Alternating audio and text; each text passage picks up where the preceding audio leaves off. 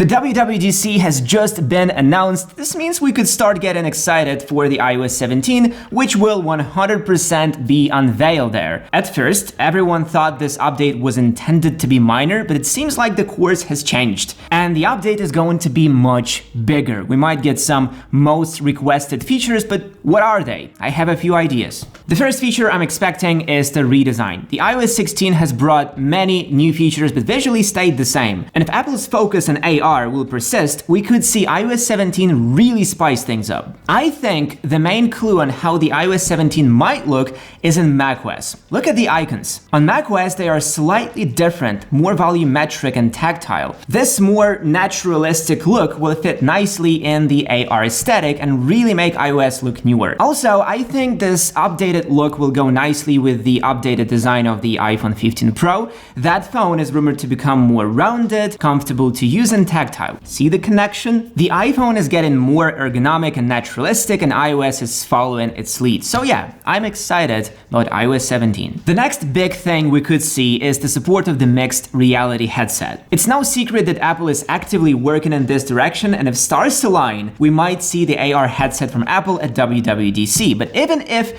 it will be released later, the iOS needs to be ready. Building the support for AR headset in advance is a smart move. Leaks have been surfacing since iOS 13, so rest assured, iOS 17 will finally make the next big step. But that's not even the best part of this update. Just like Siri is not the best voice assistant. But 2023 can finally become a year when Siri becomes usable. And all thanks to OpenAI and ChatGPT. It's no secret that ChatGPT is the hottest tech out there right now, and Siri has been substantially lagging behind other voice assistants. So now it's a perfect moment to change something. According to leaks, Apple is working on a massive update to Siri, which will be similar in functionality to ChatGPT 4. And we can already see the first steps. Apple in a recent tvOS update enabled Siri to be more natural thanks to enhanced language generation system. Siri on Apple TV now can tell better jokes. Well, that's something.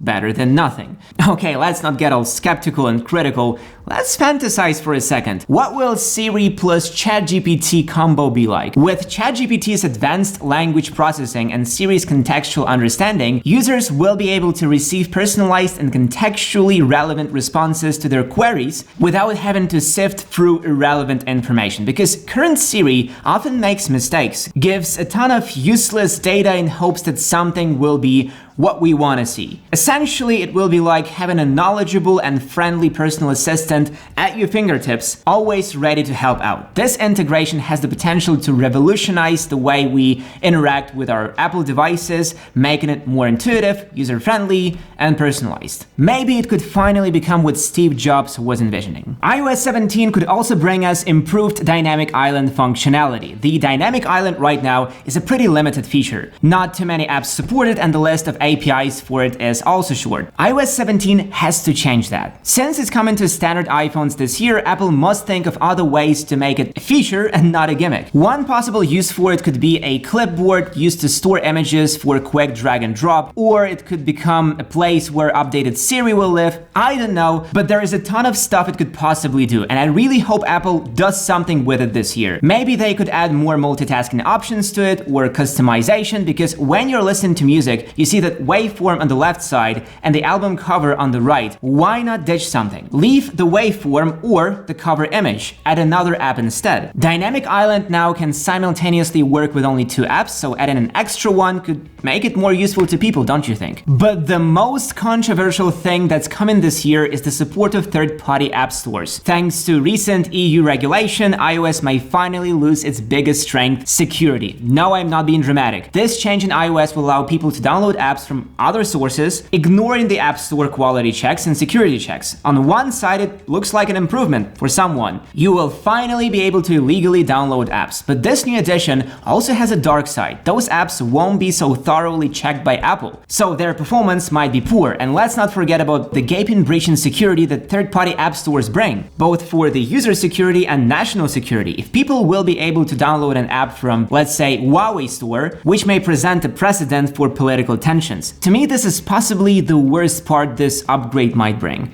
Okay, now let's go over over my wish list of features that must be added this year, starting with the camera. Am I the only one who wants to have the ability to pause videos while recording? Now you can only stop a recording and start a new one. Basically, you end up with a ton of short videos that you later need to manually edit into one video. Giving us a simple pause button could really make a difference. Also, I really want to get a proper pro mode for photos and videos. I know that Apple's main rule is not giving us controls. Even the basic controls like shutter speed would make the cameras so much more versatile and capable in hands of people like me. But all we can do is hope for the best. Next, call recording. I don't know about you, but for me, call recording is a must. It's such a simple yet important feature that makes a huge difference. It will be equally useful for professionals and busy people who have too much on their plate each day, and for a regular grandma who wants to listen to her grandson's birthday wishes once again. Apple, please just add this feature.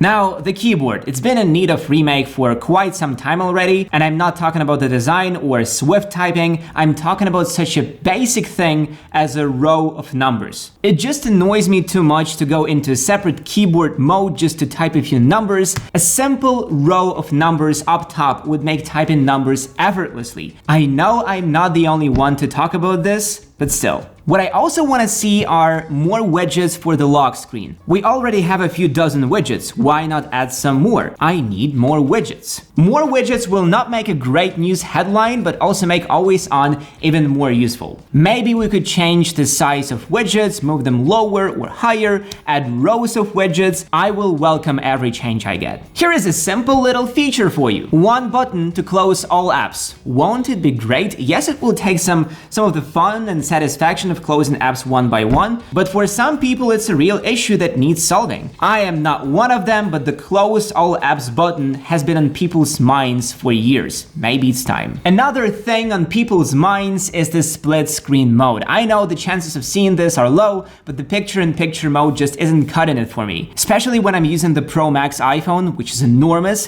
Having two apps at once like on iPads could really make iPhones more productive and useful, especially to people like me who do a lot on their phones. Okay, now let's talk about supported devices. Since Apple has dropped the iPhone 7 last year, there is a chance that all devices with A11 will also be dropped this year. However, that also includes the iPhone 10, and I really don't think that Apple will ditch that iPhone just yet. Here is how the lineup of phones looks for me. Of course, older iPhones will not get all the features of iOS 17, but I think that at least the owners of iPhone 11 and 11 Pro are safe. Your iPhone is still very much okay, don't worry. Overall, I would say that iOS 17 is shaping up to be a really exciting update. I expect it to add a ton of essential small features we need, so let's cross our fingers for that. I can't wait to test it out after WWDC, so subscribe for that. And see you guys in the next one.